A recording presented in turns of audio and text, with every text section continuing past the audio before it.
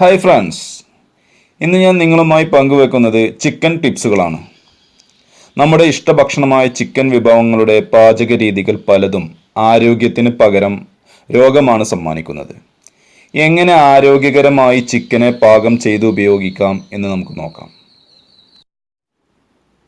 നിങ്ങൾ ഈ channel subscribe ചെയ്തിട്ടില്ലെങ്കിൽ സബ്സ്ക്രൈബ് ബട്ടണിൽ പ്രസ് ചെയ്യുക. പുതിയ വീഡിയോകൾ അപ്പോൾ ലഭിക്കാനായി ബെൽ ഐക്കൺ കൂടി പ്രസ് ചെയ്യുക. Hello guys, welcome back our channel. നമുക്ക് ആവശ്യമുള്ള കോഴികളെ വീട്ടിൽ വളർത്തി കറി വെച്ച് കഴിച്ചിരുന്ന കാലമൊക്കെ മാറി. ഇപ്പോൾ എന്തിനും ഏതിനും ബ്രോയിലർ ചിക്കനെ ആശ്രയിക്കുന്നവരാണ് നമ്മളിൽ പലരും. അതിനാൽ പലപ്പോഴും ആവശ്യത്തേക്കാൾ കൂടുതൽ ചിക്കൻ ഒരുമിച്ച് വാങ്ങാറുണ്ട്. വീട്ടിൽ കൊണ്ടുവന്നാലോ ചിലപ്പോൾ മണിക്കൂറുകളോളം ഇവ തുറന്നു വെക്കാറുമുണ്ട്. നാം ചെയ്യുന്നൊരു വലിയ തെറ്റാണിത്. ചിക്കൻ വാങ്ങിയ ഉടൻ പാചകത്തിന് ഉപയോഗിക്കുന്നില്ലെങ്കിൽ അന്തരീക്ഷ ഊഷ്മാവിൽ തുറന്നു വെക്കരുത്. അത് മാംസത്തിൽ രോഗാണുക്കൾ പെരുകാനിടയാക്കും. മാംസം വൃത്തിയാക്കി പോളിത്തീൻ കവറിലിട്ട് കുഴിഞ്ഞ പാത്രത്തിലാക്കി ഫ്രിഡ്ജിൽ സൂക്ഷിക്കുക. അല്ലെങ്കിൽ മാംസത്തിൽ നിന്ന് ഊറി വരുന്ന ദ്രാവകം മറ്റു ഭക്ഷ്യവസ്തുക്കളിലേക്ക് ഇറങ്ങി അണുബാധയുണ്ടാകാൻ കാരണമാകും.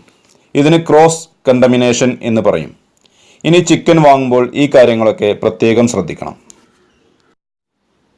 ഇനി നമ്മൾ പാചകം ചെയ്യുന്ന സമയത്ത് ഇറച്ചിയിലെ തൊലിയും കൊഴുപ്പും നീക്കം ചെയ്ത് പാചകം ചെയ്യുന്നതാണ് നമ്മുടെ ആരോഗ്യത്തിന് ഏറ്റവും നല്ലത്. തൊലി നീക്കം ചെയ്യുമ്പോൾ തന്നെ 2/3 ഭാഗം കൊഴുപ്പും നീങ്ങിക്കിട്ടും. ബ്രോസ്റ്റ്, ഗ്രിൽ ചിക്കനുകളെല്ലാം നാം തൊലിയോടെയാണ് തയ്യാറാക്കുന്നത്. അതിനാൽ അവയിലുള്ള കൊഴുപ്പിന്റെ അംശവും കൂടുതലാണ്. പാകം ചെയ്യുന്നതിന് മുമ്പ് മസാല പുരട്ടി വെക്കുക. മസാല പുരട്ടുന്നതിന് കഴിയുന്നതും അലൂമിനിയം പാത്രം ഉപയോഗിക്കാതിരിക്കുക. മൺപാത്രം, ഗ്ലാസ്, സെറാമിക് പാത്രങ്ങൾ ഇവയിലേതെങ്കിലും ഉപയോഗിക്കുന്നതാണ് നല്ലത്. കോഴിയിറച്ചി ശരിയായ ഊഷ്മാവിൽ പാചകം ചെയ്യാൻ ശ്രദ്ധിക്കുക.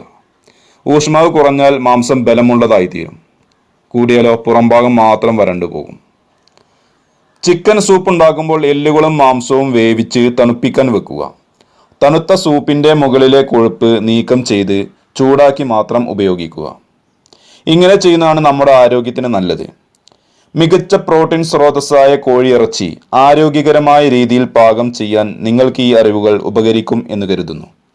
ഇതുപോലെ ഉപകാരപ്രദമായ വിവരങ്ങൾക്ക് ഈ ചാനൽ ഇന്ന് തന്നെ സബ്സ്ക്രൈബ് ചെയ്യുക. വീഡിയോ ഇഷ്ടമായാൽ ലൈക്ക് ചെയ്യുക. നിങ്ങളുടെ അഭിപ്രായങ്ങൾ കമന്റ് ചെയ്യുക.